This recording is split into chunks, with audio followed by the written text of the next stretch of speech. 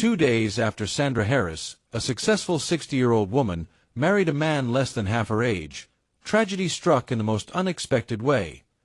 Sandra Louise Harris was a woman who had conquered mountains most people never dared to climb. Before we begin, I'd love to hear your thoughts along the way. Do you believe true love has no age limits, or do you think Sandra ignored the red flags? Drop your opinions in the comments below. Hit that like button if you're ready for another deep dive into a real-life tragedy, and don't forget to subscribe for more powerful true crime stories that reveal the hidden dangers of trust and betrayal. At 60 years old, she had built a reputation that stretched far beyond her quiet suburban neighborhood. For 3 decades, Sandra was known as a relentless force in the business world. She was the kind of woman who thrived on long nights, endless negotiations, and the thrill of closing deals that others said were impossible. She didn't inherit wealth. She didn't rely on anyone's name or connections. Sandra carved her empire with her own hands, sleepless nights, trial and error, and the determination to rise above every setback. By the time she reached her late 50s, she had retired comfortably, her financial security guaranteed by decades of tireless ambition. But success came with a price. Behind the glossy headlines and congratulatory handshakes, Sandra's personal life began to unravel. Her marriage, once filled with warmth and shared dreams, had collapsed under the crushing weight of her workaholic lifestyle. She spent too many late nights at the office, too many weekends on business trips, too many years convincing herself that career triumphs could fill the silence left at home. While Sandra was climbing her way up in the business world, fighting for her place among powerful executives, Jamal Preston was fighting for something very different: survival. Born in a rough neighborhood on the outskirts of Detroit, Jamal's early life was defined by instability. His father was in and out of prison, a man known more for his violent temper than for providing for his family. His mother, overwhelmed by poverty and exhaustion, worked 2 jobs but never managed to keep the lights on consistently. Jamal grew up in the shadows of disappointment, absorbing the chaos around him like a sponge. By the time he was 12, Jamal already knew how to lie his way out of trouble. Teachers described him as charming when he wanted to be, but also unsettlingly manipulative for a boy his age. While other kids learned multiplication tables, Jamal was learning how to read people, their weaknesses, their habits, their blind spots. He realized something early. When he smiled, people let their guard down. When he pretended to care, people trusted him. And when they trusted him, he could take what he wanted. As a teenager, he drifted in and out of trouble. Small thefts, scams, and petty fraud became his daily bread. But Jamal was not reckless. He was calculated. He learned to keep his record clean enough never to serve real time. He perfected the art of slipping away before consequences could catch him. By his mid-20s, Jamal had moved from petty scams to something far more dangerous: romance fraud. He discovered a pattern that would become his signature. Wealthy older women, often widowed or divorced, were the perfect targets. They were lonely, they longed for companionship, and they had money. Most of them were generous by nature, eager to share their lives with someone who seemed genuine. And Jamal could be genuine. At least, he could play genuine. He had a gift for performance, every smile rehearsed, every gesture intentional, every story crafted to pull at the heartstrings. Sandra was not the first. She was the 5th. And the trail behind him was littered with devastation. Victim 1. Eleanor White. Eleanor White was 64, a retired school principal in Chicago. She lived alone after losing her husband to cancer. Jamal met her at a bookstore cafe, bumping into her as though by accident. He struck up a conversation about a novel she was reading, and within weeks, he was visiting her home. Neighbors said Eleanor glowed again, that she seemed younger, more vibrant. But less than 6 months later, Eleanor was dead, an accidental fall, down her staircase. Her estate, worth nearly $500,000, named her loving new husband as sole beneficiary. Victim 2. Margaret Owens. Margaret Owens was a wealthy 70-year-old widow living in Atlanta. Jamal introduced himself as Daniel, claiming to be a struggling entrepreneur. Margaret adored his ambition and saw herself as his mentor. Within a year, they were married. But tragedy struck quickly. Margaret supposedly suffered a heart attack while asleep. Jamal played the grieving husband, tears streaming down his face at the funeral. But weeks later, he disappeared, with her jewelry, her cash, and full control of her estate. Victim 3. Patricia "Patty" Dawson. Patty Dawson, 68, was a real estate investor from Miami. Unlike the others, she was skeptical at first. But Jamal knew how to adapt. He charmed her family, presented himself as stable, and even attended church by her side. Only months later, Patty died in what was described as a tragic boating accident.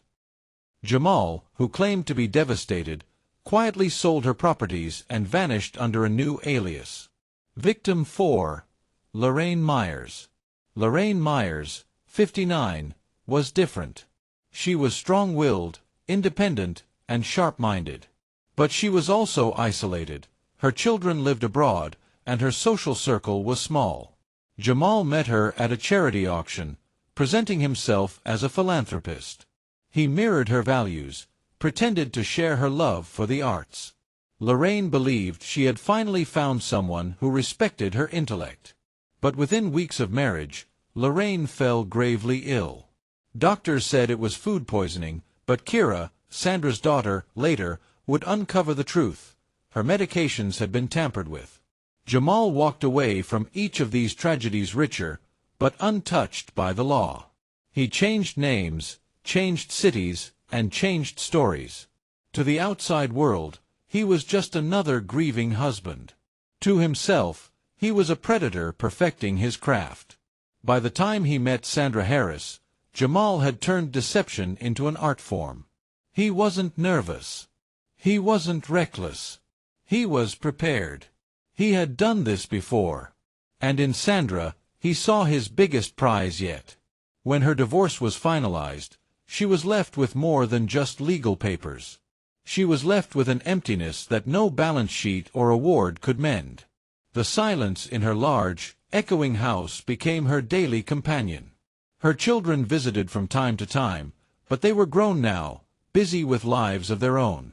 Holidays, once bustling with laughter and warmth, were now often reduced to quiet dinners for one. Sandra's friends admired her strength, her elegance, her resilience. But admiration did not erase loneliness. She tried to fill the void with hobbies, painting, reading, gardening, but nothing truly replaced the feeling of having someone beside her. Sandra never admitted it openly, but she longed for companionship. Someone to ask how her day was. Someone to share morning coffee with. Someone to remind her that even after 60 years of life, love could still exist. Yet, she had her rules. Sandra had been hurt before. She had learned the hard way that not everyone who entered your life came with good intentions. And because of that, she was cautious, especially when it came to men. Younger men in particular? That was laughable in her mind. To Sandra, the very idea of being with a man decades younger felt embarrassing, unrealistic, something out of movies, not real life. So, when she occasionally noticed the glances of younger men at charity galas or community events, she dismissed them. She assumed they were misguided, or worse, that they only saw her for what she had, money. Sandra valued her dignity too much to let herself be fooled. Or at least, that's what she thought. What Sandra could not have imagined was that someone had already noticed her vulnerabilities. Someone who had studied women like her before. Someone patient enough, charming enough, and calculating enough to make her believe in the very thing she thought she'd sworn off forever. And his name was Jamal Preston. To her neighbors, it seemed like a love story pulled straight from the pages of a romance novel. the elegant, retired businesswoman who had finally found companionship in a charismatic, much younger partner. But behind the warm smiles, the sweet words, and the carefully staged affection, there lurked a dark secret. What Sandra didn't know was that her new husband, Jamal Preston, had perfected this very routine. She was not his first target. She was not his first love. And she was never meant to be his last. Because Jamal wasn't searching for companionship. He wasn't looking for a family. He wasn't even searching for love. His eyes were fixed on something else entirely: Sandra's fortune, her property, and her life insurance. Sandra believed she had finally found happiness after years of loneliness. But in less than 48 hours, she would become just another entry in Jamal's chilling pattern of victims. What happens when the very person you let into your home, your heart, and your future is secretly plotting your downfall? And more importantly, how many lives had already been shattered by this man before Sandra ever crossed his path? This is the story of Sandra Harris, a woman who thought she had discovered a new beginning, only to fall prey to a predator who saw her not as a partner, but as an opportunity. And it's the story of how her daughter, Kira, refused to let her mother's death be just another statistic. It began on a breezy summer evening. Sandra had forced herself to attend a local community fundraiser, one of those events where old acquaintances shook hands, sipped wine, and exchanged polite chatter. She wasn't looking for romance. She wasn't even looking for conversation. Truthfully, she only came to avoid another night of silence in her sprawling house. She stood near a table of hors d'oeuvres, a glass of white wine in hand, smiling politely at familiar faces but feeling oddly disconnected. Her laughter was soft, practiced, a mask she wore so no one would see the loneliness that weighed heavy inside. And that's when Jamal saw her.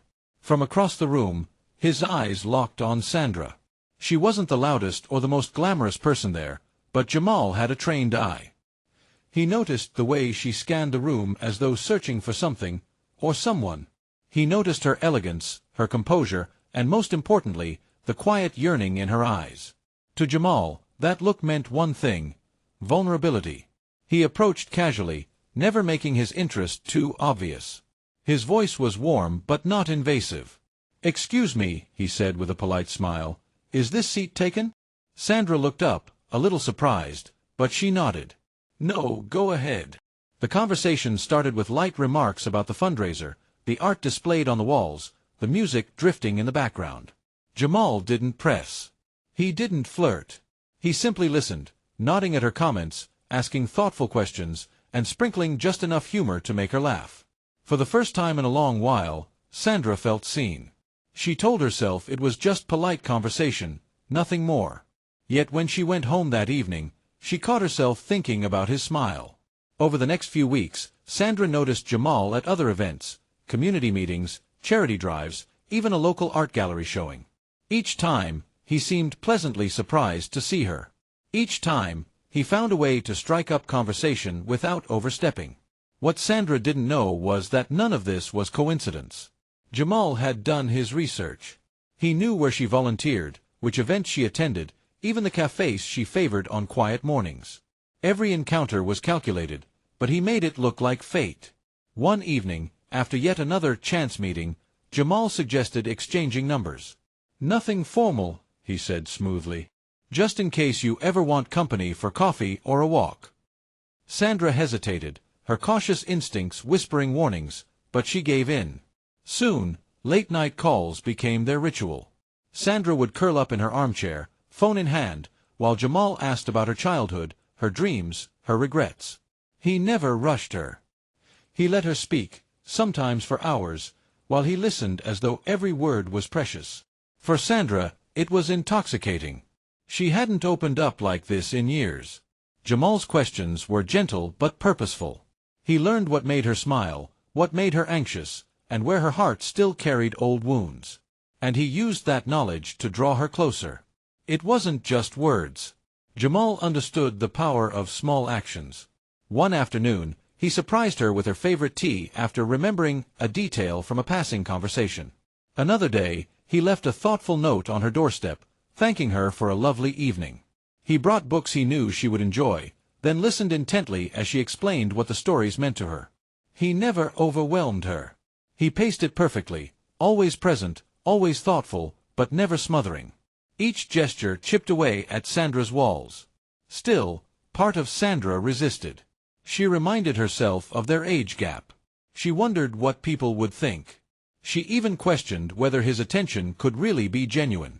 But then Jamal would laugh at her jokes, or listen to her stories with childlike wonder, and the doubts melted away.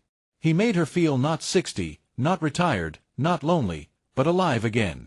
And slowly, almost against her will, Sandra began to believe that maybe, just maybe, she had found someone who truly saw her. But for Jamal, it wasn't love. It was strategy. Every smile, every compliment, every shared secret was another step toward his true goal. Sandra thought she was opening her heart. But in reality, she was walking into a carefully laid trap. Weeks turned into months, and what began as polite conversation at community events soon blossomed into something Sandra had almost forgotten was possible: companionship. Jamal was attentive in a way that felt refreshing. He seemed endlessly fascinated by her stories. When she spoke about her years building a business from scratch, he praised her resilience. When she confessed to regrets about lost time with her children, he told her she had nothing to be ashamed of. He knew how to strike the perfect balance between admiration and vulnerability. Sometimes he shared tales of his difficult upbringing, painting himself as a man who had struggled but never lost hope. These stories weren't entirely true, but Sandra didn't know that. To her, it only deepened the bond between them. Jamal understood the art of timing. One Saturday, he invited her on a lakeside walk. Sandra hesitated at first. She wasn't sure how it might look, a 60-year-old woman strolling hand in hand with someone less than half her age, but when she saw the sincerity in his eyes, she agreed. The air was crisp, the water calm, and Jamal never once let her feel self-conscious. Instead, he spoke about life, about how rare it was to find someone who truly listened. Another evening, he cooked her dinner in her own kitchen. He had memorized her favorite dish, carefully replicating it, and as they sat across from each other under the warm glow of her dining room chandelier, Sandra realized she hadn't laughed so freely in years. On her birthday, he organized a quiet celebration, just the two of them. A small cake, her favorite flowers, and a handwritten note that read, "To many more years of happiness together." Every gesture chipped away at her defenses. Sandra's friends noticed her glowing again. She seemed younger, more vibrant, as though a weight had lifted. Yet, in private, she wrestled with doubts. She looked at herself in the mirror sometimes and whispered, "What is he doing with me?" Her mind told her it didn't make sense. He was only 29. He could be with anyone his age. He could still have children. Why would he choose her? But Jamal was always ready with reassurance. When she voiced her concerns, he'd take her hand and say, "Do you think love looks at numbers? Sandra, you're more alive, more passionate, more intelligent than anyone I've ever met. I don't need children to feel complete. I just need you." His words soothed the voice of reason that tried to warn her.